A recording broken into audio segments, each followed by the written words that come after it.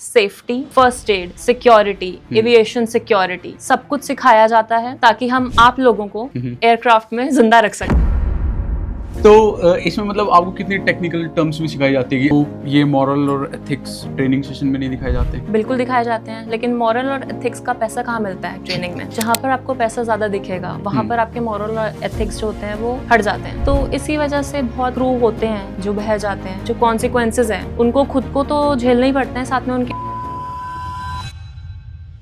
उनको लगता है कि 5,000 रुपए की टिकट लेके 10,000 रुपए की टिकट लेके उन्होंने जहाज खरीद लिया उनको लगता है उन्होंने हमें खरीद लिया है। तो ये जो होता है ये बहुत अंदर से वो आ जाता है, थॉट उससे आ जाता है कि मैंने तो पैसे दे रखे हैं, मैं तो कुछ भी करवा सकता। दिस इज द रीजन हम लोगों को ऐसे ट्रीट किया जाता है। एंड आपने मुझसे एक चीज पूछी कि लोग समझते हैं कि आप तो वेटर्स हो, ये हो, तो ठीक है, नेक्स्ट टाइम अगर आपको हार्ट अटैक आ रहा होगा ना तो मैं आपको बोलूंगी सर आप टी लोगे या कॉफी। मैं आपको सीपीआर नहीं दूंगी, मैं एईडी नहीं रखूंगी वहाँ पे कि अगर आप बाय एनी चांस आप मरने वाली हालत में हो, आपकी ब्रीदिंग और आपका माइंड, आपका ब्रेन बंद हो गया तो मैं आपको शॉक दे के जिंदा कर सकूँ। मैं नहीं कैप्टन को बताऊंगी कि आपको 300 लोगों में से शायद कोई डॉक्टर हो सकता है, कोई मेडिकल प्रैक्टिशनर हो सकता है, कोई नर्स हो सकता है, मैं नहीं बुलाऊंगी। आपको हार्ट अटैक आ रहा है, it's okay, I am just a waitress.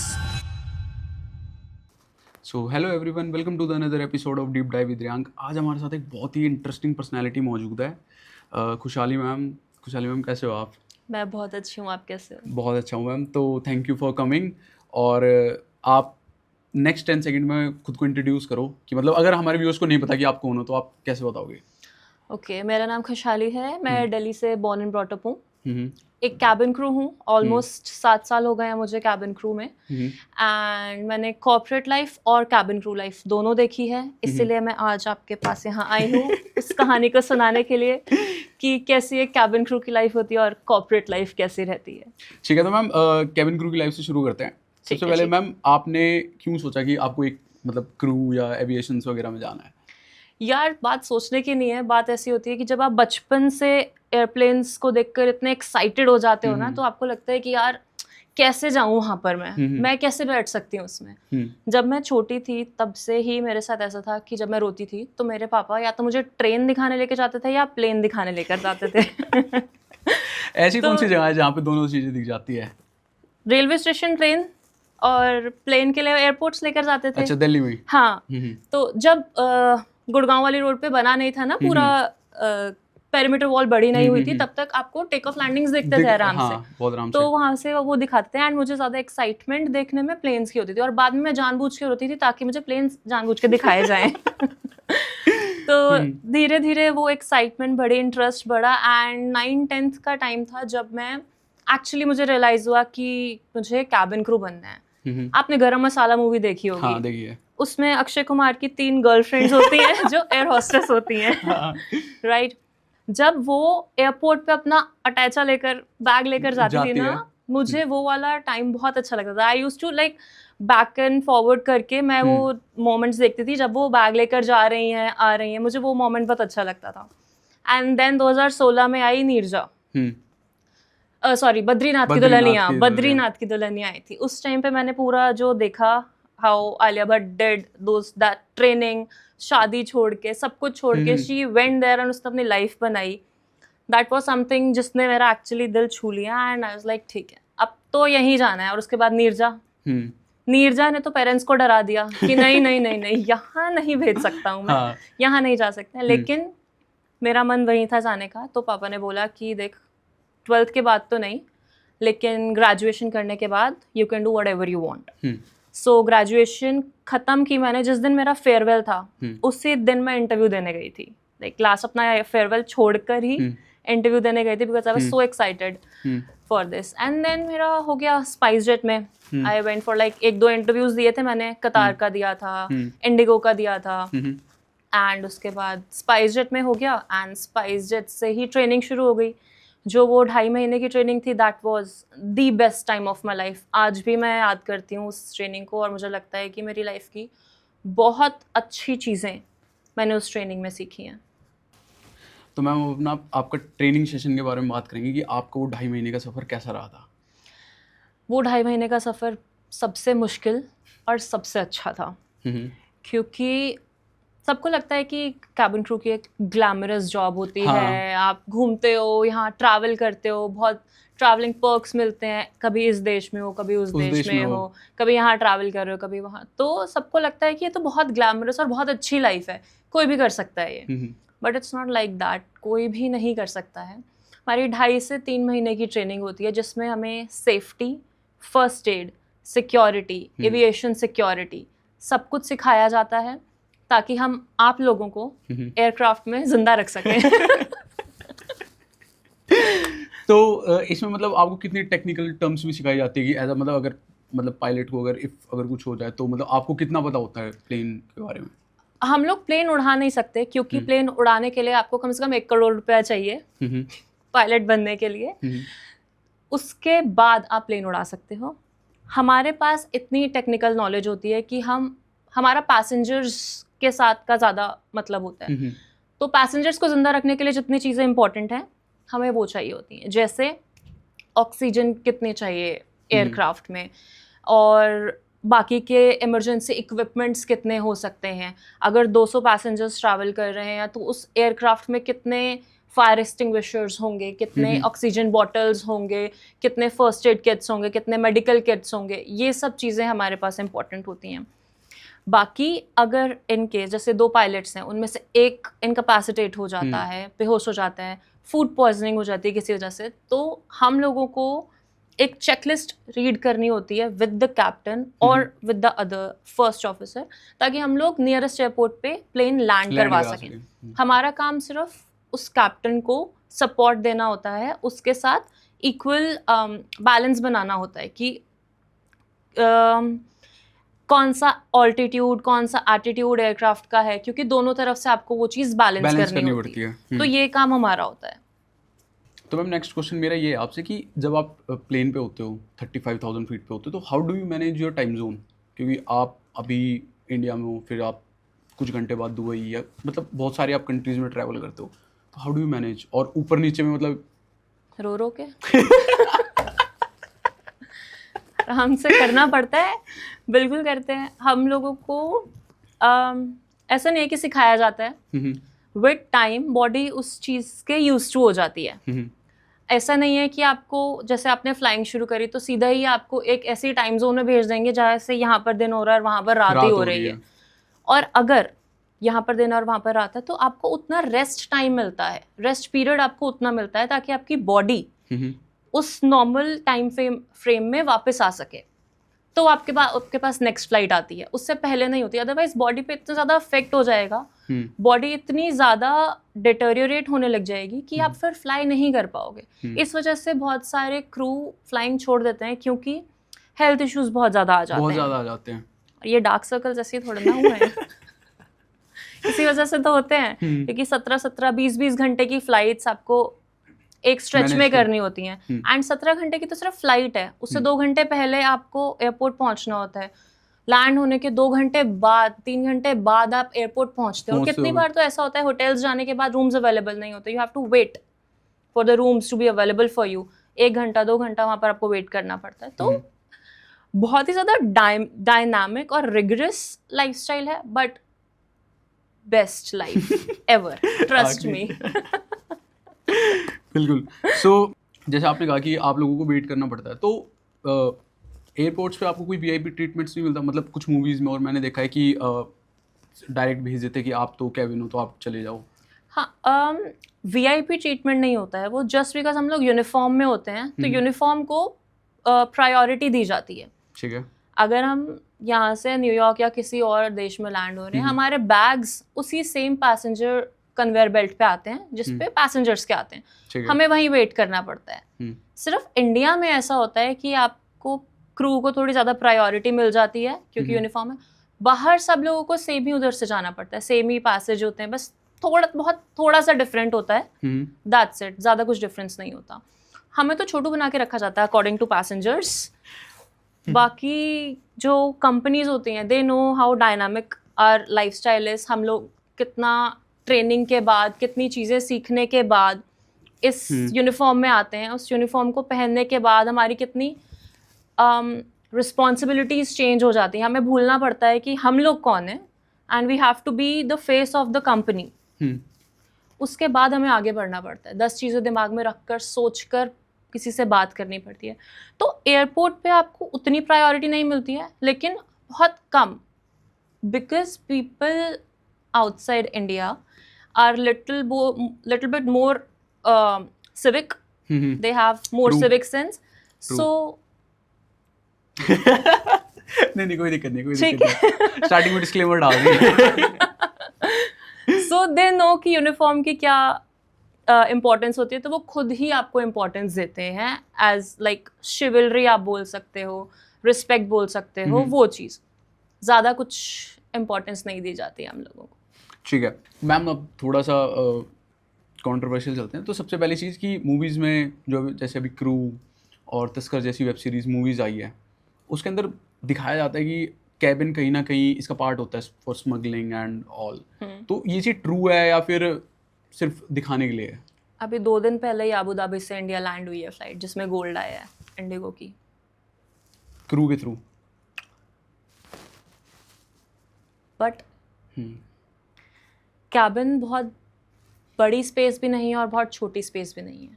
Aircrafts पे हम लोगों को सिक्योरिटी चेक्स और सिक्योरिटी सर्चेस करनी पड़ती हैं before every take off and landing. And जब ऐसे हमारे पास टिप्स आती हैं या फिर इंफॉर्मेशन आती है कि ऐसा कुछ हो सकता है, उस टाइम पे फ्लाइट्स ज़्यादा डिले होती हैं, क्योंकि उस टाइम पे हम लोगों को बहुत ज़्यादा अच्छे से चेकिंग करनी पड़ती है, सीट्स के नीचे, वॉशरूम्स में, गैलीज में, कॉकपिट में, लाइक हर जगह चेक करना पड़ता है। लेकिन लोग भी तो बहुत स्मार्ट है ना आजकल के।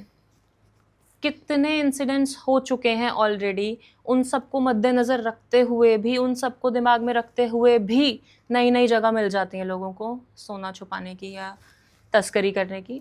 सो you never know, we have to be very vigilant for all these people, for all these things, but at the same time you can not do anything about it. ठीक है, तो मतलब इसका सीधा जवाब नहीं आया मेरे पास। सीधा जवाब मैं दूंगी क्यों, मुझे ये बताओ। सीधा जवाब नहीं है इसका कोई। You have proofs, right? A lot of proofs. You have a lot of proofs. You have a lot of things जिसमें आपको दिखती है ये चीज़ें। जो मूवीज़ होती हैं वो बोलते हैं कि हाँ, मूवीज़ के पार्ट भी अगर हम बात करें, अगर फैक्ट्स की बात करें, तो बहुत सारी क्रूज या फिर बहुत ज़्यादा होते हैं। आपने न्यूज़ देखी होंगी आजकल। It depends on your morals and ethics. Completely, वो कितने जल्दी बिक जाते हैं। तो ये मॉरल और एथिक्स ट्रेनिंग सेशन में नहीं दिखाए जाते हैं? बिल्कुल दिखाए जाते हैं, लेकिन मॉरल और एथिक्स का पैसा कहाँ मिलता है ट्रेनिंग में? ट्रू। जहाँ पर आपको पैसा ज़्यादा दिखेगा वहाँ पर आपके मॉरल और एथिक्स जो होते हैं वो हट जाते हैं।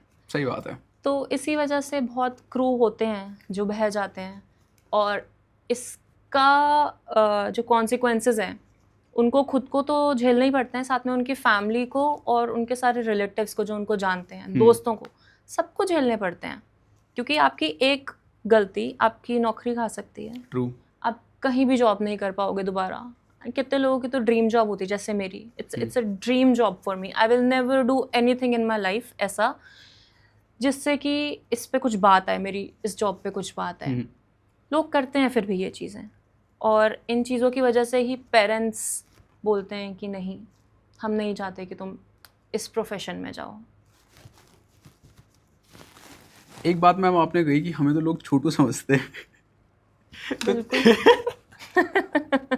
छोटू की तरह ट्रीट किया जाता है हमें, बिल्कुल। मतलब मैंने ना कुछ लोगों के मुंह से ये भी सुना है कि मतलब एज अ Waiters वेट्रेस जो कि सिर्फ चाय हवा में पानी, मतलब प्लेन्स में चाय वगैरह सर्व कर रही है, तो मतलब आपको ऐसे ऐसे मतलब वर्ड सुनने को मिलते हैं, तो आपको ऐसा नहीं लगता? बॉम्बे से आप टेक ऑफ करो, ऐसे कैसे बोलते हैं वो? जैसे मतलब इतने, बिल्कुल। The thing is its culture. Bombay में सिर्फ इंडिया में है या फिर बाहर कहीं नहीं है ऐसा? बाहर सब बहुत प्यार से बोलते हैं, बहुत रिस्पेक्ट, मतलब एक रिस्पेक्ट है उनमें, लेकिन वो छिछोरापंती नहीं है। एंड छिछोरापंती भी नहीं बोलूँगी मैं। सो इन बॉम्बे आप ऑटो कैसे बुलाते हो? आप किसी और को, अपने वहाँ पर अपने दोस्तों को ही आप ऐसे बुलाते हो, ठीक है? तो उनके लिए बहुत चीज़ नॉर्मल है कि आप किसी को एक्सक्यूज़ मी करके बुला रहे हो। This is excuse me for them. तो हमें उनको बहुत फर्मली और तरीके से बताना पड़ता है कि this is not excuse me please. मेरा नाम है, आप मैम बोल सकते हो, आप एक्सक्यूज मी बोल सकते हो, ठीक है। एंड बाहर कहीं ऐसा नहीं होता है। तो मतलब सेकेंडली कैसे बोलूँ, लग्जरी लाइफ सबने नहीं देखी होती है। ट्रू। नया नया पैसा बहुत लोगों के पास आया होता है। मैं इस चीज से बहुत रिलेट करता पा रहा हूँ। हाँ, नया नया पैसा बहुत लोगों के पास आया होता है and they want to see the world. उनमें उसमें उनकी कोई गलती नहीं है, बट द प्रॉब्लम इज उन्होंने क्योंकि वो चीज़ पहले नहीं देखी है, उनको नहीं समझ आता कि वो सामने वाले को ट्रीट कैसे कर रहे हैं।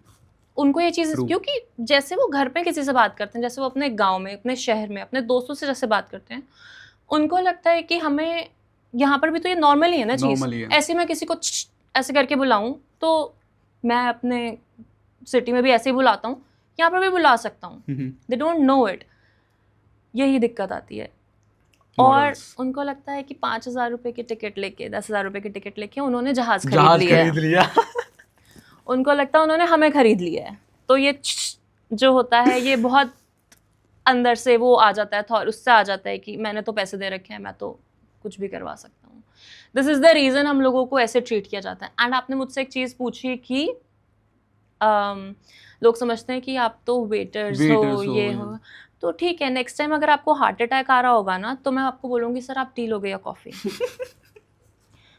मैं आपको CPR नहीं दूंगी, मैं AED नहीं रखूंगी वहाँ पे कि अगर आप बाय एनी चांस आप मरने वाली हालत में हो, आपकी ब्रीदिंग और आपका माइंड, आपका ब्रेन बंद हो गया, तो मैं आपको शॉक दे के जिंदा कर सकूँ। मैं नहीं कैप्टन को बताऊंगी कि आपको नियरेस्ट एयरपोर्ट पे लैंड करने की ज़रूरत है। मैं नहीं पेज करूंगी डॉक्टर को।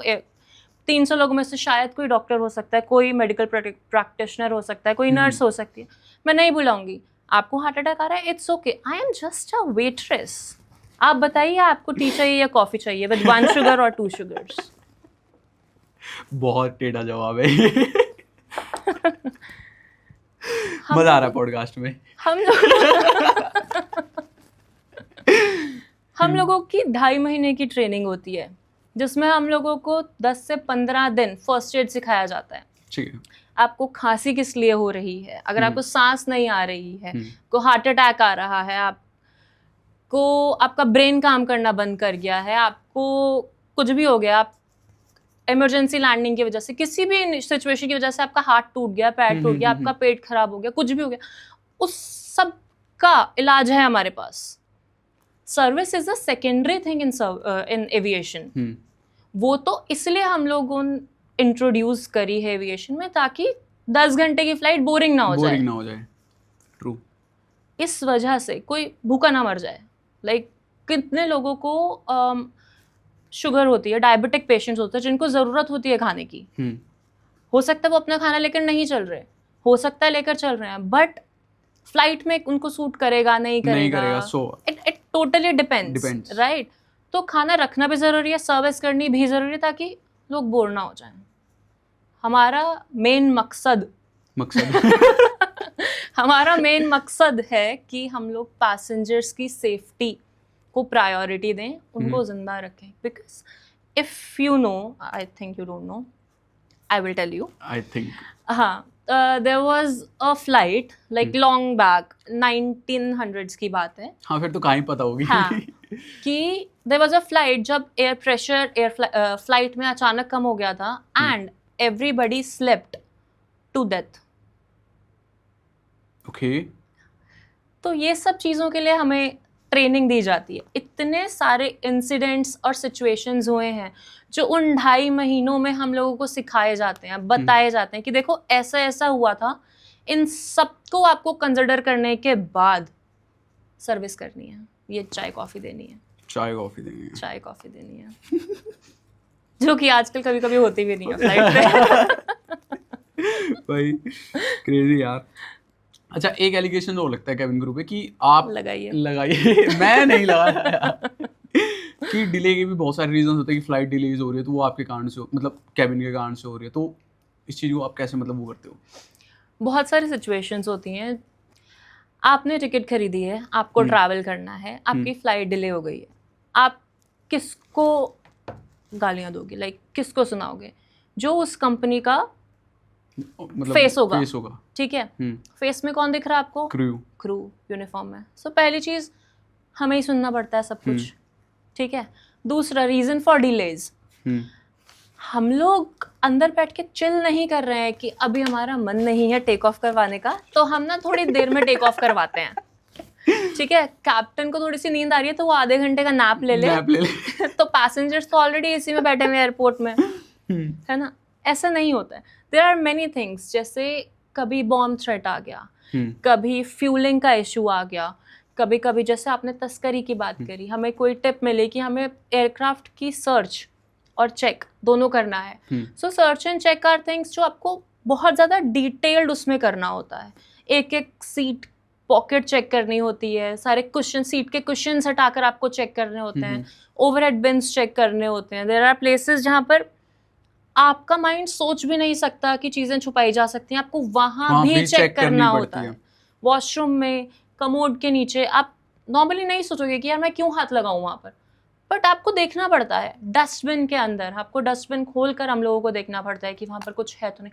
सो कैप्टन्स की जिम्मेदारी होती है कि वो पीछे कार्गो होल्ड में पूरा चेक करें, एयरक्राफ्ट के विंग्स में जो टायर्स हैं वहाँ हर जगह चेकिंग होती है। और अगर इतनी सी भी दिक्कत आती है ना तो डिले होता ही होता है, क्योंकि एक एयरक्राफ्ट है, सही बात है, वो 40,000 फीट पे उड़ रहा है, और अगर इतनी सी भी गलती होगी ना तो वो नीचे आएगा। जबकि एयरक्राफ्ट को नहीं होता, क्रैश करवाना इतना आसान नहीं होता। It takes a lots and lots of things to crash it, ठीक है। एक छोटी सी गलती के लिए भी 1000 इंडिकेशंस आते हैं एयरक्राफ्ट में कि ये हो रहा है, ये हो रहा है, ये हो रहा है। तो delays are not just on us. जो नेक्स्ट फ्लाइट आई है वो लेट आई है पिछले एयरपोर्ट से, वेदर कंडीशंस इतने खराब हो गए हैं कि आपको फ्लाइट किसी और दूसरे रास्ते से लेकर आनी पड़ रही है, राइट। हम लोग रीराउट करते हैं ना, गूगल मैप भी तो रीराउट करता है, जहाँ पर अगर आपको गुड़गांव जाना है तो आपको द्वारका से जाना है या आपको दिल्ली के एंड से जाना है, जहाँ चाहे लंबा रास्ता हो ट्रैफिक से, तो गुड़गांव ये गूगल मैप्स भी बचाता है आपको, द्वारका से जाओगे आप। सेम सीन, जहाँ पर ऊपर ट्रैफिक भी होता है या वेदर कंडीशंस इतने खराब है जहाँ पे आपको एक्चुअली गोल घुमाकर लेकर आना पड़ रहा है, तो वहाँ पर भी टाइम थोड़ा बढ़ जाता है। और उस वेदर टाइम बढ़ने के बाद आपको स्पेशल चेक करना पड़ता है एयरक्राफ्ट कि कुछ हुआ तो नहीं वेदर कंडीशंस की वजह से। जब वो आया है, एयरक्राफ्ट लैंड हुआ है, उसके बाद 10 एयरक्राफ्ट और आगे खड़े हैं, सिर्फ 4-5 एयरक्राफ्ट तो है नहीं। आपको जितना ट्रैफिक सड़क पे दिखता है ना, उतना ही ट्रैफिक हवा में भी है, बस वो दिख नहीं रहा है आपको, क्योंकि बहुत ज्यादा डिफरेंट ऑल्टीट्यूड्स पे चल रहे हैं। There are so many apps, if you want to see, there is a app called flight radar. आप उसको खोलिए, देखिए इस टाइम पे हमारे ऊपर डिफरेंट ऑल्टीट्यूड्स पे आपको कम से कम 1000 प्लेन्स दिख जाएंगे जाते हुए। तो it depends on that also, कौन सा एयरक्राफ्ट आ रहा है, कौन सा नहीं आ रहा है। लैंडिंग में देर हो गई, लैंडिंग जल्दी हो गई, आपको स्लॉट्स लेने हैं, एटीसी ने स्लॉट दिया कि नहीं दिया, 1 सेकेंड का डिले की वजह से दूसरे एयरक्राफ्ट को स्लॉट मिल गया और उसके पीछे 4 और थे, तो आपका स्लॉट लैंडिंग का 4 एयरक्राफ्ट और पीछे चला गया।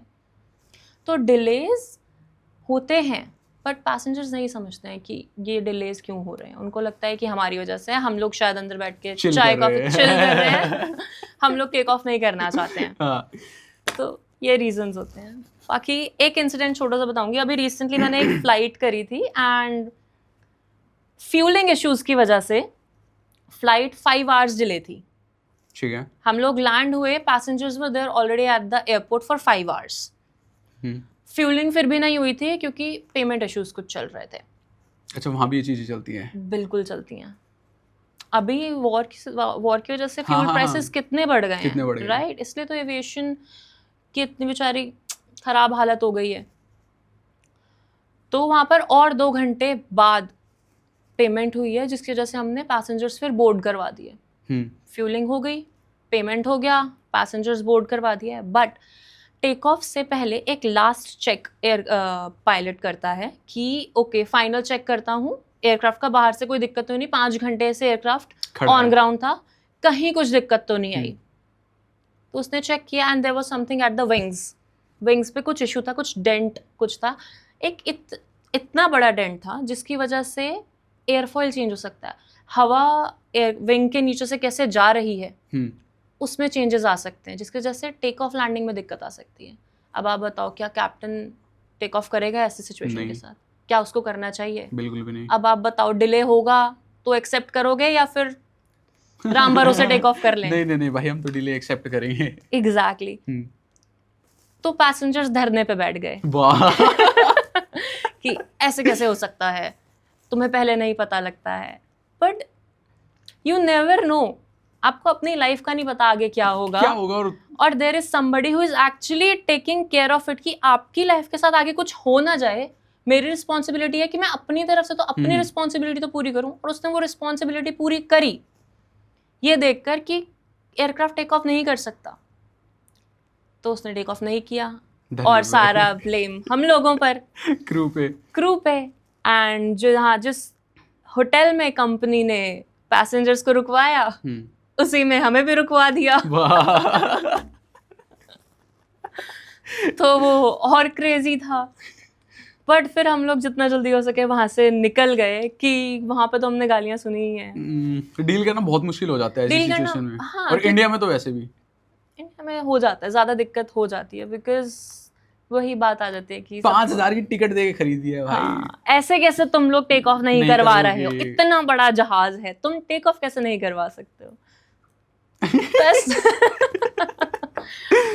ऐसी चीजें होती हैं। कोई एक इंसिडेंट जो मतलब आपका मतलब थोड़ा सा क्लैश हुआ हो किसी पैसेंजर के साथ, या मतलब वैसे तो क्रू का नहीं होता, सुन लेते हैं वो लोग। हाँ, मतलब बट एक बार हो गया हो कि बस अब तो इसको सुना दूंगी मैं।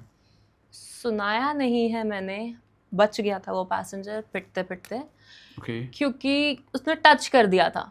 हाँ, मतलब ये भी बहुत सारी वो होती है। हाँ, क्योंकि अगेन उसकी गलती नहीं थी।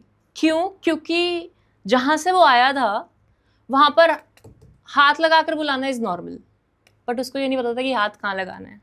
यहाँ पर लगाओ, हाथ पे लगाओ। टांगों पे क्यों हाथ लगा रहे भाई तू मेरे?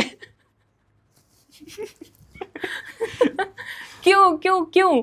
पहले ही हमारी ड्रेस इतनी छोटी सी है। हाँ, सही बात है। उसके बाद तुम टांगों पे हाथ लगा रहे हो। तुम एक्सक्यूज नहीं बोल दो, सही बात है। कर दो। कि इंडिया में तो वो भी नॉर्मल है। इंडिया में तो ये भी नॉर्मल है ना अभी। बट ये चीज लोगों को एक्चुअली समझनी चाहिए कि ये ऐसा नहीं करना चाहिए।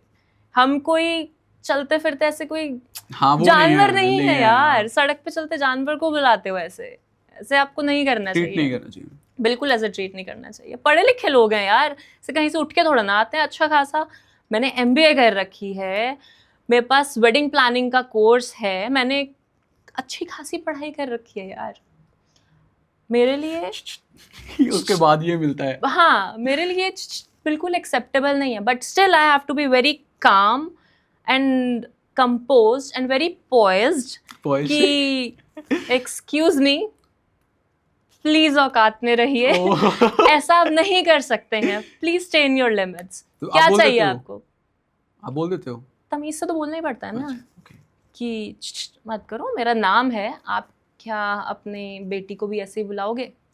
नहीं ना, तो मैं भी तो किसी की बेटी हूँ, मेरे को ऐसे क्यों बुला रहे हो आप? तो सुन लेते हैं चुपचाप। हाँ, तो फिर वो शांत हो जाते हैं कि अरे शायद मैंने गलती कर दी, ओके सॉरी मैम, मुझे ना ये चाहिए था, या मुझे ना वॉशरूम जाना था तो मुझे पता नहीं है।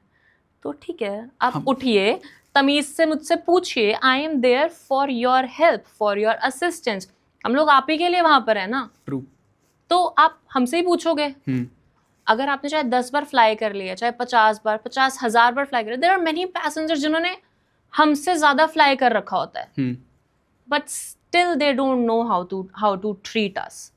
सबसे ज्यादा बुरी चीज वहां लगती है, क्योंकि वो लोग आ जाते हैं। अगर आप किसी को बोलते हो ना, sir please wear your seat belt, they are like ma'am आपको पता है आपके नौकरी जब से आपने शुरू की है ना, उससे ज़्यादा फ्लाइट्स मैं ले चुका हूँ। And then I am like, आपको फिर भी नहीं पता कि सीट बेल्ट पहननी होती है? अगर कुछ हो गया तो it's your life on risk. आप क्या करोगे उस टाइम?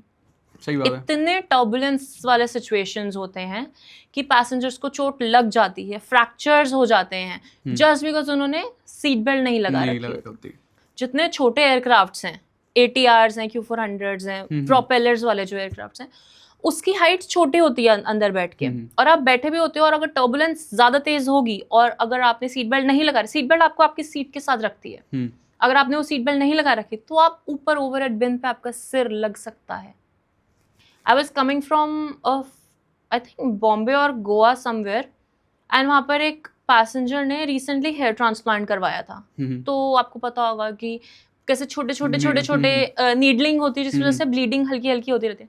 वहाँ पर टर्बुलेंस इतना तेज हुआ और उस स्मार्ट इंसान ने सीट बेल्ट नहीं लगा रखी थी। स्मार्ट इंसान, एग्जैक्टली। और वो इतनी जोर से उसका सिर ओवरहेड बिन पर बजा है कि वहां पर तो ब्लड था ही था, ऐसे उसका ब्लड आ रहा था। अब उसका हेयर ग्रोथ ऊपर की शायद अंदर ना हो। भाई क्रेजी आदमी है यार। बल्कि मतलब ऐसे लोगों को तो ज्यादा सेफ्टी कर रखनी चाहिए। एग्जैक्टली, बट उनको बिकॉज सी उन्होंने अगर 1000 फ्लाइट्स लिए ना, तो 1000 फ्लाइट्स में उनको कुछ नहीं हुआ, तो उनको लगता है अब थोड़ा ना कुछ होगा। सही बात है। लेकिन ऊपर से लिखवा के आ रखे होते हैं ना वो लोग। जिसने ऊपर से लिखवा के जो आया है ना, उसके साथ तो वही होगा ना जो लिखा है। तो अपने प्रिकॉशंस तो लेकर चलो ना। तुम्हें क्या पता तुम्हारे साथ क्या हो जाएगा, अपने प्रिकॉशंस तो लेकर चलो। सही बात है। तो मैम जर्नी की बात करते हैं। तो आपने बताया कि आपके पास lot of experience in cabin crew, तो आप सिर्फ क्रू बन के रहे थे या कुछ और भी मतलब आपने किया है? यार 5 साल मैंने क्रू फ्लाई किया। ठीक है। उसके बाद आई थॉट कि लेट्स सी, ऑन ग्राउंड हवा में उड़ ली हैं तो शायद धरती पे भी एक बार आना पड़ेगा। तो मैं आई धरती पे। मैंने वेडिंग प्लानिंग का कोर्स किया। I was taking care of a resort in Goa. वो पूरा रिसोर्ट मेरे अंडर ही था। वहाँ का रेनोवेशंस मैंने करवाए, वहाँ के गेस्ट एक्सपीरियंस, वहाँ का सब कुछ मैं देख रही थी। वहाँ का स्टाफ आज भी मुझे कभी कभी कॉल करता है। एंड देन वो रिसोर्ट अभी रिसेंटली बंद हो गया, एंड मैं यहाँ पर जब आई दिल्ली, यहाँ पर मैंने 2 स्टार्टअप्स ज्वाइन किए, वहाँ पर काम किया। बट आई रियलाइज कि 9 to 5 is not for me, not at all. क्योंकि मैं हर रोज़ दिल्ली से गुड़गांव जाती थी ड्राइव करके, शटल से जाती थी, मैं ट्रेन से मतलब मेट्रो से जाती थी, कैब से जाती थी, कार पूल करके गई, हर तरीके से मैंने ट्रैवल करके देखा, बट ना हो पाया, मुझसे ना पाया। जिन्होंने 6 साल प्लेन उड़ाया हो ना उन्हें गाड़ी पसंद नहीं आई। वो जो एक स्टैग्नेंट लाइफस्टाइल है ना, कि सेम ऑफिस में जाना, सेम 4 वही लोगों की शक्ल देखना, वही ऑफिस चेयर, वही लैपटॉप, वही एम्बियंस, वही नेगेटिविटी वही रहती है सारी के सारी जो होती है, वही कैंटीन, वही ऑफिस बॉय, वही सेम रास्ते। मुझे तो जाते जाते जो ट्रैफिक लाइट्स होती हैं वहां पर लोग सेम मिलने लग गए थे। पता नहीं कौन है वो लोग। लूप में फंस गए थे। वो एक लूप था लिटरली। मैं सिर्फ 5 से 6 घंटे की नींद पे काम करती थी, जो कि एक्चुअली लोग काम करते हैं। I respect them a lot कि भाई मुझे नहीं पता वो कैसे कर रहे हैं, but they are doing it for years and years. मुझसे नहीं हुआ, so I came back to flying. I joined this company. It was a 9-month contract. तो मैंने कॉन्ट्रैक्ट पे काम किया अच्छा खासा। I was a senior cabin crew, मेरे अंडर 3 क्रू काम कर रहे थे। The management was not Indian, बाहर की थी। So it was a very different experience and exceptional experience था वो। मतलब I can't explain it in words, but मेरी खुशी तो आपको शायद जाहिर कर सकती है कि शायद मैं दोबारा उनके साथ काम करना चाहूँ, दोबारा वहाँ जाना चाहूँ। तो दोबारा फ्लाइंग में आ गई मैं। अभी मैं कॉन्ट्रैक्ट ख़त्म हुआ है, so I am on a break and देख रहे हैं अभी क्या चल रहा है। मैंने कंटेंट क्रिएशन शुरू किया। I love working out, content बनाती हूँ मैं, रील्स बनाती हूँ अपनी। मुझे एंटरटेन करना बहुत पसंद है। मुझे ऐसा लगता है कि आई हैव थोड़ा सा गुड ह्यूमर, तो मैं एंटरटेन कर लेती हूँ, हंसा लेती हूँ। मेरी जो रील्स रहती हैं वो भी ऐसी फ़नी रील्स रहती हैं मोस्टली। तो अभी तक ये चल रहा है। बाकी have applied in many airlines, let's see कहाँ से बुलावा आता है। ठीक है। तो अगर कॉर्पोरेट की बात कर रहे हैं तो कॉर्पोरेट में एक बहुत बड़ा टर्म होता है कॉर्पोरेट पॉलिटिक्स। तो क्या मतलब क्रू में भी पॉलिटिक्स वगैरह होती है कि ये फेवरेट है और ये मतलब फेवरेटिज्म वगैरह चलता है? हाँ बिल्कुल, हमारी पॉलिटिक्स से कम तो नहीं है, थोड़ी सी ज़्यादा ही है जितनी हमारे इंडिया में पॉलिटिक्स है। इतनी सी ज़्यादा कह सकते हो आप। इंडियन पॉलिटिक्स का तो डिस्क्लेमर भी काम नहीं आएगा। फेवरेटिज्म होता है बहुत ज़्यादा, कभी कभी होता है सिर्फ 4 क्रू जा रहे हैं, कभी कभी है जो बड़े एयरक्राफ्ट्स हैं वहां पर 25-25 क्रू जाते हैं, आपको पता भी नहीं होता आपकी टीम में कौन कौन है, बट आपको पता है कि वो यूनिफॉर्म में इंसान है, उस इंसान के पास वही ट्रेनिंग है जो मैंने करी है, तो मुझे पता है कि अगर मैं आंख बंद करके भी उससे कुछ पूछूं तो वो बंदा जवाब दे देगा, उसको पता है क्या करना है। मुझे शायद उसका नाम नहीं पता, मुझे नहीं पता वो किस बैकग्राउंड से आया है, लेकिन अगर मैं किसी पैसेंजर को देख रही हूँ, किसी पैसेंजर के साथ कोई मेडिकल कंडीशन हैंडल कर रही हूँ, तो वो इंसान मेरी मदद करेगा जरूर, क्योंकि उसको पता है क्या करना है। पॉलिटिक्स होती है हर जगह, पॉलिटिक्स है, कॉर्पोरेट की पॉलिटिक्स अगर मैं बताऊँ तो बहुत ही गंदी है, बहुत ही गंदी है, बहुत ही खतरनाक है, वहाँ की अलग ही सिचुएशन है।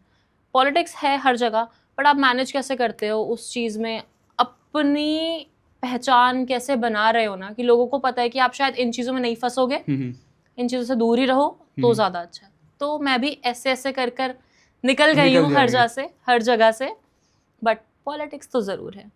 ठीक है, तो आपने बताया कि आप एज अ मैनेजर भी थे, कैबिन मैनेजर हाँ। थे, तो मतलब उसमें और क्रू में मतलब क्या फ़र्क होता है? डिफरेंस सिर्फ इतना है कि कैबिन क्रू जो है वो स्टार्टिंग पॉइंट है आपका काम करने का, जैसे कि एंड कैबिन मैनेजर जो है वो उन 4 क्रू को मैनेज कर रहा है। कैबिन मैनेजर की सीनियर कैबिन क्रू बोल लो, कैबिन सुपरवाइजर बोल लो, ये सब सेम टर्म्स हैं उस पर्सन के लिए जो फ्लाइट को हेड करता है। मेरे अंडर 3 क्रू आते थे, मैं उन क्रू के साथ टीम वर्क रखना, ग्राउंड स्टाफ के साथ टीम वर्क रखना, कैप्टन्स के साथ टीम वर्क रखना, पैसेंजर्स को हैंडल करना, सबके बीच में एक ब्रिज हम होते हैं कि सबको कैसे एक लाइन पे रखना है, एक ट्रैक पे रखना है, मैनेज करना है। एंड लास्ट में हर फ्लाइट की रिपोर्ट जाती है कि इस फ्लाइट पे अगर ये सिचुएशन हुई है, इस पैसेंजर के साथ दिक्कत हुई है, एयरक्राफ्ट में कोई दिक्कत हुई है, फ्लाइट में कोई दिक्कत है, तो हमें एक पूरी रिपोर्ट बनानी पड़ती है हर फ्लाइट के बाद। तो ये काम कैबिन मैनेजर का होता है। ठीक है। अगर कोई क्रू ने गलती करी है तो कैबिन मैनेजर को पकड़ा जाता है कि तुम इधर आओ, तुम्हारी टीम थी, तुमने कैसे मैनेज नहीं किया। सो ये मतलब कैबिन मैनेजर की बड़ी रिस्पॉन्सिबिलिटी होती है आप लोगों के लिए। ठीक है, तो अब जैसे बात चल रही थी कि ग्लैम की, तो दिखाया जाता है कि मतलब बहुत सारी कैबिन क्रूज दिखाते हैं कि वो एक बहुत ही लग्जीरियस और एक मतलब बहुत बेस्ट लाइफ जी रहे हैं, मतलब कभी इस कंट्री में कभी उस कंट्री में, सोशल मीडिया पे जो दिखाया जाता है। तो मतलब इज़ दैट ट्रू, और कि मतलब बस कि वो मिथ ही है कि हाँ सबसे बेस्ट लाइफ है इनकी, ऐसा कुछ? आपको क्या लगता है सोशल मीडिया ट्रू है? नहीं, वो तो नहीं है। Social media life is completely truth? नहीं, कह सकते हैं कि पूरी फॉल्स है, ट्रुथ तो बिल्कुल भी नहीं है। यप। आपको वो चीज़ दिखाई जाती है जिसको देखकर आपको फील हो कि काश मैं भी ये कर सकता। उसी पे लाइक्स आते हैं, उसी पे व्यूज आते हैं, उसी के लिए फॉलोअर्स आते हैं, उसी के लिए वही आप फ्लेक्स कर सकते हो, राइट? आपको कोई ये नहीं दिखा रहा है कि 17 घंटे की 20 घंटे की फ्लाइट के बाद या 4 सेक्टर फ्लाइट करने के बाद मेरे पैर कितने दुख रहे हैं, मेरे पैर पे नील पड़े हुए हैं, लेकिन मैं फिर भी घूमने गई हूँ उस कंटेंट के लिए।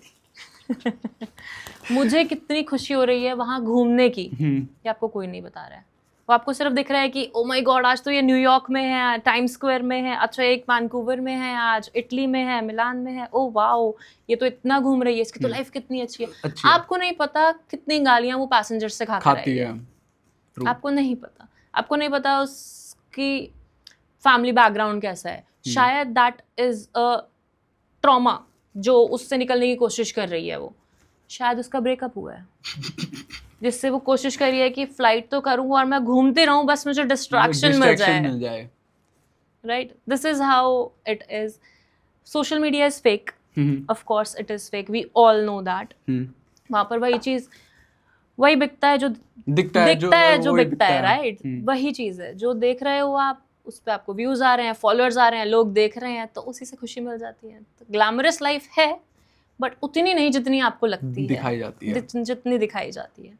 ठीक है, तो मतलब मेरा अगला सवाल आपसे ये है कि अगर इतनी ग्लैमरस लाइफ नहीं है तो, और दूसरा इसमें बोला जाता है कि एक लॉन्ग टर्म करियर भी नहीं है, जैसे आपने बोला कि मतलब अभी आपके पास कुछ काम नहीं है, जब जैसे आपका कॉन्ट्रैक्ट खत्म हो जाता है, तो how do you manage this thing कि मतलब अगर ये लॉन्ग टर्म ग्रोथ नहीं है इसमें, तो क्यों? सी मेरा सीन ये है कि मैंने एयरलाइन छोड़ी, ठीक है, उसके बाद मैंने ट्राई किया कि डिफरेंट प्रोफेशन में क्या कर सकती हूँ. I wanted to try what something else I can do, right. मेरा कॉन्ट्रैक्ट इस कंपनी के साथ खत्म हो गया. सारी एयरलाइंस कॉन्ट्रैक्ट पे वर्क नहीं करती हैं, ठीक है. एंड उनके कॉन्ट्रैक्ट्स रिन्यूएबल होते हैं. कई कॉन्ट्रैक्ट्स रिन्यूएबल नहीं होते, जैसे मेरा था. आप एयर इंडिया में जॉब कीजिए, इंडिगो में जॉब कीजिए, स्पाइस जेट में जॉब कीजिए, जितने भी एयरलाइंस हैं वहाँ पे कॉन्ट्रैक्ट्स नहीं होते. It's a long term career if you follow a healthy lifestyle, ठीक है. because you need lot of stamina, you need lot of strength in your body, you need a lot of mental stability. मतलब unstable भी लोग काम करते हैं, सबकी mental stability आजकल अलग ही लेवल पे जा रखी है, लेकिन you need a lots and lots of stability to work here. आपको हेल्थ बहुत बहुत बहुत अच्छे से रखनी पड़ती है ताकि आप इसको लॉन्ग टर्म बना सको. अदरवाइज कितने कैबिन क्रू बीच में ही छोड़ देते हैं जॉब्स, राइट, क्योंकि हेल्थ इश्यूज इतने आ जाते हैं एंड उनको छोड़नी पड़ती है जॉब्स. कुछ लोग सिर्फ पैसे के लिए जाते हैं कि हम लोग शायद 4-5 साल पैसे कमाएंगे and they start their own businesses by after saving that amount of money. So it completely depends on person to person. आपका गोल क्या है? मेरा गोल इज इफ अगर मैं सारी जिंदगी क्रू रहूं तो मैं बहुत खुश हूँ. जो बाहर की एयरलाइंस है, if you have seen Delta airlines में अभी रिसेंटली एक कैबिन क्रू रिटायर हुई हैं at the age of 62. Yes. आप सोच सकते हो कि मतलब 62 and she was a crew for her whole life. How can you say that it is not a long term career? वो बेचारी रिटायर हुई है, समझ रहे हो? एग्जैक्टली. तो it is a long term career. इस एज में तो 3 हो जाए. हाँ, ये तो है. ट्रू भाई. अच्छा, एक चीज़ और है कि मतलब मैंने सुना है कि आपको ना डेली बेसिस पे मतलब इन अ मंथ और इन अ पीरियड की आपको एग्जाम्स देने पड़ते हैं. बिल्कुल. और मतलब आपकी फिजिकल टेस्ट, BMIs वगैरह भी होते हैं. तो ये क्यों ज़रूरी है? एयरलाइन को लगता है कि हमारा जो 1 किलो ज़्यादा है ना, वो फ्यूल खा रहा है. There is one of the airline जिनके पास सिर्फ और सिर्फ फीमेल क्रू है क्योंकि women weigh less. ठीक है. I will not take names, but you know it. Scene यही होता है बिकॉज जब आप ट्रैवल करते हो तो आप इतने जो गले तक इतने बड़े बड़े बैग्स लेकर जाते हो ना, उन सबका वेट चेक किया जाता है. एयरक्राफ्ट का वेट बहुत इंपॉर्टेंट होता है टेक ऑफ एंड लैंडिंग के लिए. क्रूज तो चलता है लेकिन टेक ऑफ और लैंडिंग के लिए सबसे ज़्यादा वेट ज़रूरी होता है. तो कहाँ पर आप कम करवा सकते हो वो वेट, वहाँ पर एयरलाइन देखती है कि कहाँ कम करवा सकते हैं. एंड सेकेंडली आप बोलते हो ग्लैमरस जॉब है. Have you seen any crew, glamorous crew जो बहुत ही ज़्यादा नहीं अच्छी खासी हो? ऑब्वियसली बात है, नहीं ना. So glamorous is also because you are taking care of yourself. वो एक वेट PMI में आ जाता है ताकि आप उस यूनिफॉर्म में अच्छे दिखो, ताकि अगर आपको भागना पड़े तो आप भाग सको. अगर आप, हम लोगों को एक्चुअली स्ट्रेंथ इतनी चाहिए होती है बॉडी में कि अगर कोई डेड वेट उठाना है हमें, पैसेंजर अगर कोई गिर गया है तो हमें उसको उठाने के तरीके बताए जाते हैं कि आप उसको एक ब्लैंकेट की तरह उठा सकते हो, एक पिगी बैग की तरह उठा सकते हो, आपको उसको हाथ में कैसे उठाना है. तो वेट तो ज़रूरी है, स्ट्रेंथ भी बहुत ज़रूरी है. ठीक है. और एग्ज़ाम हर साल every year and every 3-4 months में कुछ ना कुछ ट्रेनिंग्स होती रहती हैं हमारी. ठीक है. एवरी 4 मंथ्स, एवरी 5 मंथ्स हम लोगों को अपडेटेड रहना पड़ता है. जितने न्यू इक्विपमेंट्स आ रहे हैं, अगर कोई चीज़ न्यू ऐड हो रही है, DGCA में अगर कोई न्यू रेगुलेशन आ रही है, कोई पॉलिसीज़ आ रही हैं, तो उसके लिए हम लोगों को हर बार एग्ज़ाम्स देने पड़ते हैं. और अगर आप वो एग्ज़ाम क्लियर नहीं कर पाते हो तो tata bye bye, because you are not competent, because you're not updated with the information that is coming day by day, right? That is how it works. सबको लगता है कि ठीक है बहुत ग्लैमरस जॉब है, कुछ नहीं करना, एक ही बात है ट्रेनिंग करनी है. नहीं, ऐसा कुछ नहीं होता. हर साल एग्ज़ाम देने होते हैं. एवरी 8-9 मंथ्स में आपको एग्ज़ाम देने ही होते हैं. First aid, safety, security, viva, practicals, then आपको रिटन एग्जाम्स, डिचिंग ड्रिल्स, पानी में कूदना, स्लाइड से नीचे जाना, फायर फाइटिंग, आग लग गई, कहाँ पर आग लगी है कैसे पता लगेगा फायर फाइटिंग में? कितने लोग होते हैं फायर फाइटिंग में एक्सटिंग्विशर की जगह ऑक्सीजन बॉटल लेकर आ जाते हैं। पैनिक मोड में नहीं पता पैनिक चलता। मोड में नहीं पता होता आप क्या कर रहे हो।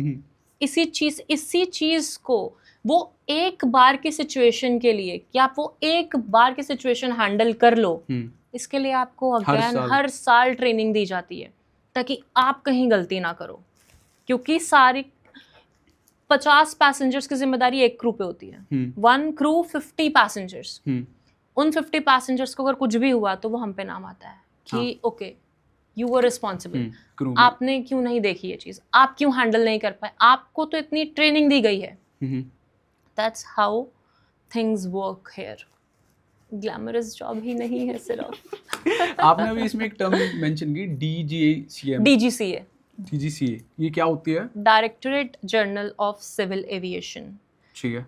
एविएशन के करता धरता जितने भी पॉलिसीज, रूल्स, रेगुलेशंस जितने भी बनते हैं वो सब उनके अकॉर्डिंग बनते हैं। ठीक है। आपको पायलट बनने के लिए DGCA के एग्जाम्स क्लियर करने पड़ते हैं, क्रू बनने के लिए आपको DGCA के लाइसेंस लेने पड़ते हैं। ठीक है। That is what DGCA is. तो एविएशन के करता धरता in India is DGCA, directorate general of civil aviation. ठीक है। तो मैम एक चीज़ और थी कि प्लेन क्रैश सबसे बड़ा नाइटमेयर होता है, ठीक है? तो हाउ डू यू मैनेज कि मतलब आपको लगता नहीं यार, जैसे अभी गुजरात वाला केस हुआ था, पूरा प्लेन चल के अहमदाबाद आया, तो आपको नहीं लगता कि यार कभी मतलब मेरे साथ भी वो चीज़? यार देखो, ट्रस्ट मी, अगर गलत मत समझना मुझे, बट अगर मेरे साथ ऐसा हो तो मैं तो शायद खुशी खुशी, ओह माय गॉड, ये तो फौजी वाली बात होगी ना, सीने पे गोली खा के मरना चाहूँगा। हाँ वही चीज़ है, क्योंकि aviation is something so close to my heart कि बहुत बुरा लगा मुझे उस चीज़ का ऐसा हो, लेकिन अगर मेरे पर्सनली अगर मेरे साथ हो तो मुझे शायद बुरा नहीं लगेगा, शायद मैं ऐसे ही मरना चाहूँ, मैं डूब के हार्ट अटैक से, गोली खा के या ऐसे नहीं मरना चाहूँगी, बट हाँ मैं क्रैश में मरना पसंद करूँगी, because I will be at a place जो मेरे दिल के बहुत करीब है, और ये मेरे पेरेंट्स को भी पता है। वाओ, सबको पता है ये चीज़।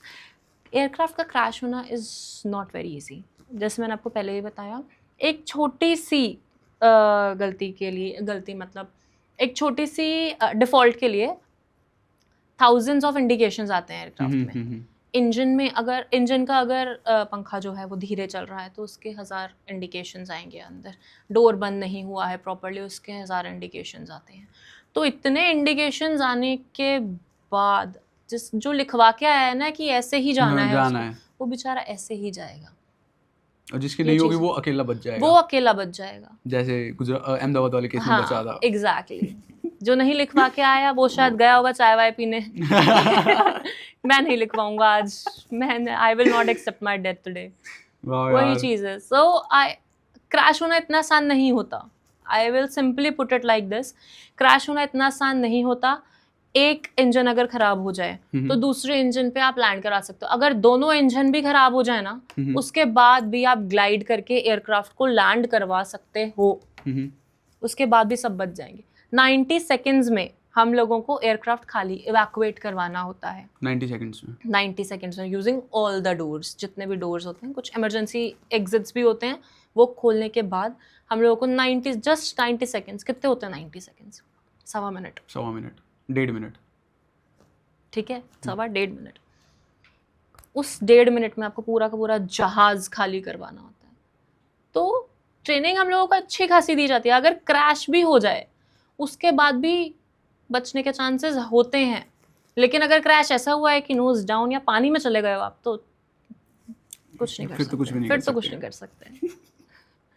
कहाँ ही बचाएंगे। पानी के बाद भी, पानी में लैंडिंग के बाद भी हम लोगों को इतने ड्रिल सिखाए जाते हैं।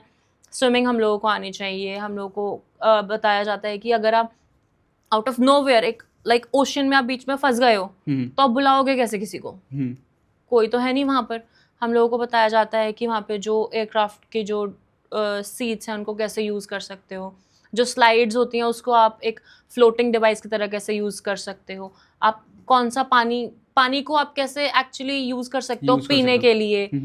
हमें बहुत ट्रेनिंग दी जाती है, अच्छे से रगड़ा जाता है हम लोगों को। सुबह 6 बजे उठ के शाम को 7 बजे तक हमारी ट्रेनिंग होती है, 2.5 महीने 3 महीने। And in many airlines there are 4 months of training. Okay 4 महीने पूरी रिगरस ट्रेनिंग कि आपको घिस देंगे, रगड़ देंगे अच्छे से। उसके बाद जो इंसान निकलता है ना, वो बहुत निखर के निकलता है। वही होता है ना कि जौहरी कोई हाँ, हीरे का पता होता पता है, होता बस है। वो उसी को घिसता रहता है। और जो इंसान ट्रेनिंग में छोड़ देता है कि भाई मुझसे नहीं नहीं हो होगा। पाएगा, तो वो उससे नहीं हो पाए। और अच्छा है आपने बीच में छोड़ छोड़ दिया, दिया। आपको समझ आ गया कि आपके बस की बात नहीं हाँ है। कि आप नहीं कर सकते, आप कुछ और करो। सही बात है। जो आप कर A lot सकते हो आप of बिल्कुल corporate- करो। Exactly, people are doing it.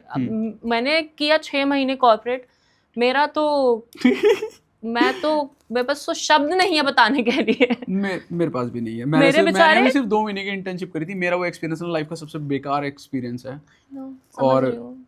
बहुत ज़्यादा। मेरे तो कलीग्स बेचारे वो ऐसे हो गए थे कि प्लीज तू छोड़ दे तुझसे ना हो पाएगा, तो तू जहाँ पर है तू वहीं खुश। And they saw me so happy while flying. उनके अलग से मैसेजेस एंड कॉल्स आए कि भाई you actually belong there, this आप बने ही इस चीज़ के लिए हो। हाँ, मेरे पेरेंट्स जानते हैं ये चीज़, मेरे फ्रेंड्स रिलेटिव्स जितने लोग मुझे जानते हैं, they know that I am a crew material, I can not do anything else. Corporate में क्या क्या मजदूरी करेंगे भाई नींद, you know I sleep for 8 to 10 hours। Same here. है किसी के पास इतनी लिबर्टी कॉर्पोरेट में? कॉर्पोरेट में तो नहीं है यार। नहीं है। 8-8 10-10 घंटे सो सकता है कोई नहीं सो सकता। कॉर्पोरेट में तो नहीं सो सकता। 8 घंटे की नींद भी बेचारों के लिए बहुत मुश्किल है यार। 5 घंटे की नींद पे काम करती थी मैं। 5 घंटे की नींद, यहाँ तो नैप होता है 5 घंटे का। कि अभी सो रहे हैं, शाम कि को अभी उठ के हाँ, देखते हैं, करते हैं। वो आग लगी जब खुली नहीं खुली, हाँ, ठीक है। देखी जाएगी हाँ। होगा तो। ये देखी जाएगी तो जिंदगी चल रही है यार हमारी। अच्छा, इसमें एक और टर्म आते हैं colour factor. Colour factor, like black, dusky and white. Skin colour. Yup, इसमें मतलब अच्छा, डजंट मैटर। कोई मैटर नहीं करता। बिल्कुल मैटर नहीं करता। ठीक है। You have to be well groomed, you have to be presentable, your communication skills should be good. It depends कि आप कितना अच्छे से सामने वाले से बात कर रहे हो। आपको उसके लिए ट्रेनिंग भी दी जाती है, लेकिन ट्रेनिंग से पहले देखना चाहिए ना कि आप उस ग्रूमिंग के लायक हो कि नहीं। हो नहीं हूँ। I have seen many crew जो बहुत अच्छे दिखते हैं लेकिन उनको बात करनी नहीं आती ट्रू। और उनको एयरलाइन नहीं लेती है। Hmm. There are so many crew जो बॉल्ड होते हैं, सबकी हेयर ग्रोथ उतनी अच्छी नहीं होती नहीं भाई, होता स्ट्रेस है लोगों को। मेल्स में तो एक्चुअली 30 के बाद, होना शुरू हो 30 जाता या है। 25 के बाद ही आजकल शुरू हो शुरू गया हो है। रहा है। तो अगर if you are bald also, then also you can apply. You just need to be very practical, you just need to have good communication skills, presentable, you need to have that understanding कि आपको क्या करना पड़ेगा यहाँ पर। अगर आपको रात को 3 बजे उठना पड़ेगा, 2 बजे उठना पड़ेगा, 12 घंटे की फ्लाइट करनी है, 4 सेक्टर करने होंगे, are you ready for that? उस पर डिपेंड करता है कि आप क्रू बन सकते हो कि नहीं बन सकते। आपको भूलना पड़ेगा कि आपके पास एक फैमिली है कुछ टाइम के लिए, बिकॉज इस लाइफ में ढलने के लिए आपको भूलना पड़ता है सब कुछ टाइम के लिए। बाद में आप मैनेज कर लेते हो। मेरी सबसे अच्छी वर्क लाइफ बैलेंस एविएशन में बना है, लिटरली। हो सकता है। तो जैसे अभी बात हो रही थी, तो जो ट्रेनिंग्स होती है वो मेंस और वुमेन्स की अलग अलग होती है, मतलब सबकी सेम होती है? सबकी सेम होती है, मतलब जो एक क्रू जो लड़के को सिखाई जाती है सेम एज इट इज लड़कियों को? बिल्कुल सब कुछ सेम सिखाया जाता है, क्योंकि when you are a crew, you are a crew. You are not a man or a woman or something. नहीं, or them. You are not. He, she, them कुछ नहीं। You are crew. ठीक है? So that's how it works. आप हम लोगों को भी सिखाया जाता है कि एक पैसेंजर को रिस्ट्रेन कैसे करना है। वही चीज़ एक मेल क्रू को भी सिखाई जाती है कि आपको कैसे करना है। हम लोग सेम ट्रेनिंग में बैठते हैं, जिस ट्रेनिंग से हम लोग जाते हैं उसी ट्रेनिंग से वो लोग भी वही करते हैं। So it's same for everyone. ठीक है। अब मेरा एक पर्सनल क्वेश्चन आपसे ये है कि आपने टैटू आपने बनाया, it's a temporary tattoo. Okay okay okay okay.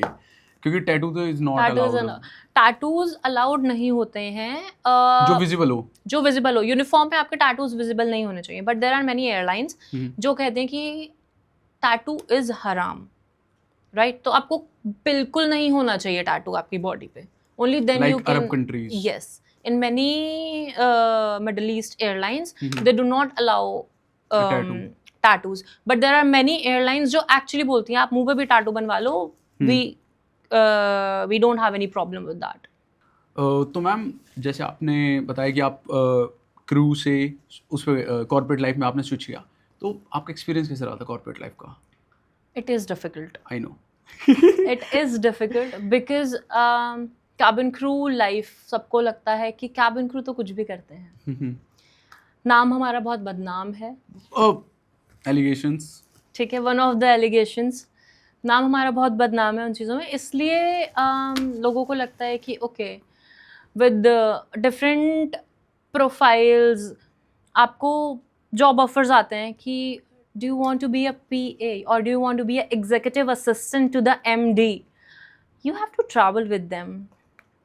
Compensation की बिल्कुल भी चिंता नहीं है, पैसे की आपको चिंता करने की ज़रूरत नहीं है, you just have to be little adjustable. You just have to maintain or adjust your time according to the MD. You have to travel with them. So क्या आप ये सब कर सकते हैं? पैसे की चिंता मत कीजिए, हमारे पास बहुत पैसा है, बहुत पैसा है। ये सब चीज़ें मैंने बहुत ज़्यादा फेस की हैं। एविएशन में ये चीज़ है, people if you're saying no, people understand it's a no. That's what I have experienced in aviation. In corporate, नहीं, पीछे पड़ जाते हैं। पीछे, because you have to go to that same place every day. उसी इंसान की शक्ल देखनी है आपको, और अगर वो आपका मैनेजर है या अगर आपका CEO है या वो फाउंडर है, तब तो आपका कुछ नहीं हो सकता. It becomes very difficult for you to survive there. Recently मुझे बहुत सारे ऑफर्स EA के लिए आए हैं कि कॉम्पनसेशन की चिंता मत कीजिए, आप आ जाइए बस. तो मैंने बहुत पोलाइटली, रिस्पेक्टफुली डिनाई किया है कि I am sorry, I can not do this. I know what you are trying to say, but I can't do this. But फिर उनके पैकेज के नंबर्स बढ़ते जाते हैं. Okay 20 lakhs, okay 50 lakhs, how much do you want? And then आपको लगता है कि यार हमारा नाम इतना बदनाम हो रखा है कि लोगों को लगता है कि पैसे के लिए तो कोई भी कुछ भी कर लेगा, कुछ भी कर लेगी. बट यहाँ पर फिर लोगों को ना नहीं समझ आता ना कि एक बार ना बोल दिया तो क्या तुम्हें समझ नहीं आ रहा? It's no is a no. No, सही बात है. और एक एलिगेशन और होता है कि a relation with pilot and इसी में तो आ जाता है. तुम मतलब how do you handle this? मतलब आप अगर आप कर भी रहे हो तो मतलब एक पूरी जिंदगी आपको वो बोझ लेके चलना पड़ेगा. बिल्कुल चलना पड़ता है. कुछ लोग लेकर चल लेते हैं, कुछ लोग नहीं चल पाते हैं, कुछ लोग पायलट से शादी कर लेते हैं. ये सबसे लास्ट वाला कर लेते हैं. और कुछ लोगों की शादियां बहुत अच्छी भी चलती हैं, कुछ लोगों की नहीं भी चलती हैं. It's completely on them. आप नहीं कह सकते कि वो क्या कर रहा है या वो क्या कर रही है, वो कैसे मैनेज कर रहे हैं अपना टाइम, अपना relationship. It's on them. I still have many friends जो लड़की क्रू है और जो हस्बैंड है that he is a pilot. For many years they are together, बच्चे हो गए हैं, फैमिलीज बहुत खुश हैं, सब कुछ बहुत अच्छा है. But there are many crew जो कि 2 साल की शादी के बाद डिवोर्स हो जाते हैं बिकॉज आपके इंटरेस्ट चेंज हो जाते हैं. ये सब है. तो इट्स लाइक दैट. मेरे I have never dated pilot or in the same in the same industry, but yeah, I would say कि ये चीज़ें तो हैं, एलिगेशन तो है ये, I accept it, but it completely depends on person to person. वो कैसे उस चीज़ को हैंडल कर रहा है, और उस चीज़ को अगर बाहर ना आने दो तो ज़्यादा अच्छा है. क्योंकि एविएशन से बाहर भी एक दुनिया है जहाँ पर आपको मुंह दिखाना होता है जाके. ट्रू. एंड वहाँ पर लोगों को लगता है कि ये तो cabin crew है, ये तो कहाँ क्या करके आई होगी, तो इसमें इसको क्या दिक्कत है. और मतलब इसके बाद फिर मतलब अगर एलिगेशंस लग जाते हैं, मतलब एलिगेशंस लग जाते हैं, तो how do you manage your family and social media life, मतलब सोशल लाइफ? मतलब बोला तो आपको भी होगा, ऐसा तो हो ही नहीं सकता। यार देखो, I know myself, my parents know me. अगर मेरे साथ ऐसा कुछ भी होता है तो मैं पहले बता देती हूँ। माई ब्रदर इज़ हेयर, जिसको सब कुछ पता है मेरी लाइफ के बारे में, even what relationships I have been into, और what kind of people I meet for the podcast also. He was the first person I told him that okay this is the person I am going to meet. तो अगर आप सबको loop में रखकर चल रहे हो तो एलिगेशंस वगैरह इतने आपको मैटर नहीं करते, because then parents also understand what kind of lifestyle you are into, what kind of industry you are into, then they also support you कि हमें समझ आ रहा है कि ऐसा ऐसा है, या तो तू छोड़ दे, इट्स अप टू यू। अगर तुझे छोड़ना है तो तू छोड़ दे, कुछ और काम कर ले। और अगर नहीं तो अगर तू कॉर्पोरेट में भी जाएगी, वहाँ पर भी यही सब है, एलिगेशंस वहाँ भी लगेंगे, लोग पीछे वहाँ भी पड़ेंगे, दुखी वहाँ भी करेंगे, काम की दिक्कत वहाँ भी आएगी। तो अगर यहाँ पर हो रहा है and this is something, this industry is something that you actually love, तो सर्वाइव इट। जिंदगी जीने के लिए कुछ ना कुछ तो करना पड़ेगा ना यार, तो पढ़ते जाओ आगे, ऐसे होता है। और सोशल मीडिया पे तो आज कल परसों कुछ ना कुछ चलता ही रहता है। समय रहने का नहीं देखा था बेचारा, कितना तो दिक्कत हुई उसको भी, बट उसने भी कैसे स्मार्टली सब चीजें हैंडल करी तो है, उसने भी अपना डाउनफॉल कैसे हैंडल किया है। तो I respect that man, I can't tell you how great that person is. उसने कैसे हैंडल किया है सब कुछ, उसकी फैमिली और उसके फ्रेंड्स ने कैसे उसको सपोर्ट किया। That is how you grow in life. True, बस यही है, और तो कुछ नहीं।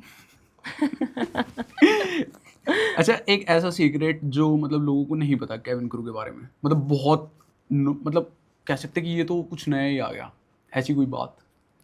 भाई तो वो सीक्रेट कैसे रह जाएगा? तो वही तो बात है ना, तो कुछ तो मतलब एक्सक्लूसिव हो इस पॉडकास्ट पे। गिव यू एन आश्चर्य फकिट बात, right? So there are some airlines जहाँ पे जो ये आपने एलिगेशंस वगैरह लगाई, ये बहुत ज़्यादा डॉक्यूमेंटेड फॉर्म में होता है। ओके कि ओके, अगर you can pay some money to the scheduling team to get more layovers, or you can sleep with somebody to get international flights. Wow, ये तो कुछ भाई कुछ ज्यादा ही सीक्रेट आ गया बाहर। सो वो ऐसा है। तो इट्स अ नेशनल और इंटरनेशनल? नहीं लेना नाम यार, ऑब्वियसली बात मैंने है। बता दिया। हाँ, ढूंढने का काम आप लोगों का। आपका काम है। कमेंट कर देना भाई किसी को मिले तो। ओके, सो अगर आप रेट करो तो मतलब कौन सी सबसे बेस्ट मतलब फ्लाइट्स है, या मतलब क्रू टीम है, या किस तरीके से आप कौन सी कंपनीज को रेट करोगे? एम्प्लॉय फ्रेंडली कंपनी में या फिर मतलब हर चीज़ में, मतलब आप कैटेगरीज डिवाइड करिए। सी, मेरी ड्रीम एयरलाइन जो है दैट इज़ कतार एयरवेज।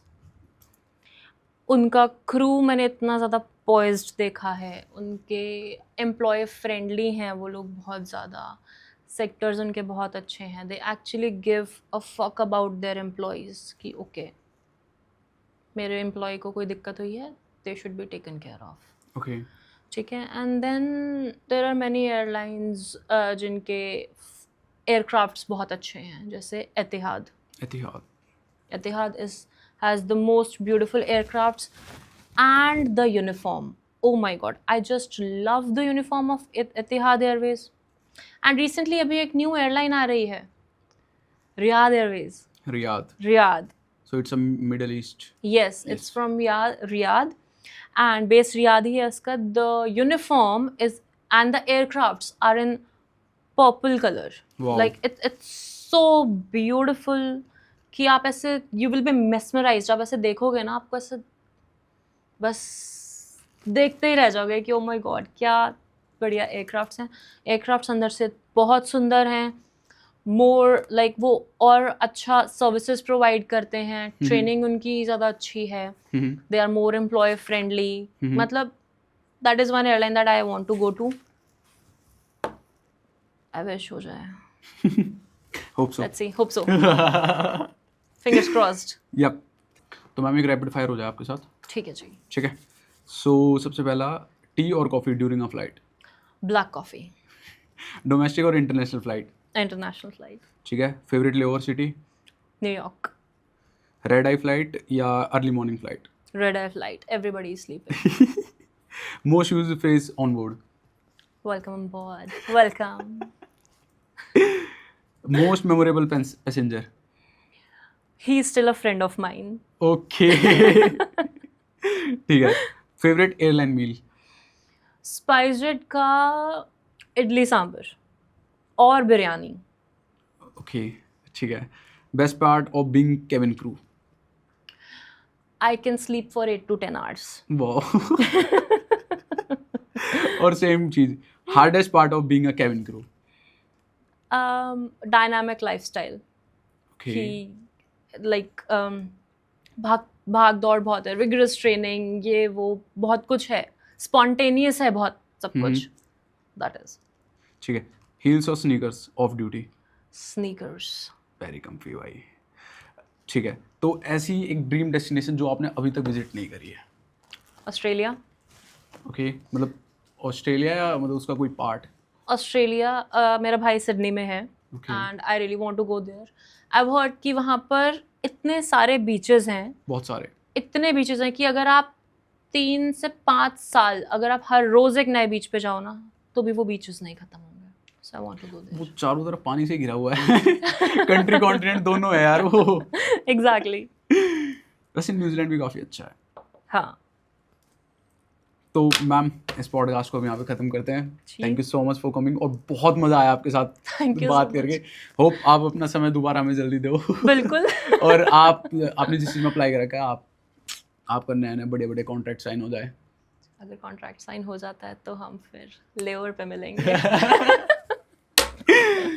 तो मैम इस पॉडकास्ट को एंड करते हैं. अच्छा, एक लास्ट मैसेज क्रूज के लिए, अगर कोई मतलब अगर इस लाइन में आना चाहती है तो आप एक मैसेज.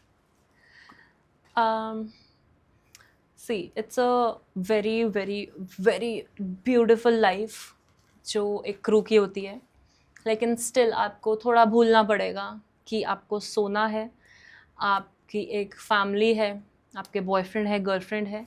कुछ टाइम के लिए आपको भूलना पड़ेगा ताकि आप इस लाइफ को एक्चुअली टाइम दे सको, समझ सको, आपकी बॉडी समझ सके, और उसके बाद ही आप इस चीज़ को एंजॉय कर सकते हो. अगर आपको लगता है कि आपको क्रू बनना है, ये कभी मत सोचना कि आप अपस्किल ना करो खुद को. स्टार्ट लर्निंग अबाउट थिंग्स जब आपके पास टाइम हो. एक्सेल पढ़ो, वर्ड पढ़ो, कंटेंट क्रिएशन करो, do something side by side, ताकि आपके लिए ये लाइफ बोरिंग ना हो जाए. बहुत लोगों के लिए बोरिंग भी हो जाती है. So that's all I would love to say. Thank you so much. Thank you ma'am.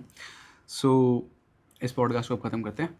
मिलते हैं नेक्स्ट एपिसोड में. यस. बाय. Bye bye.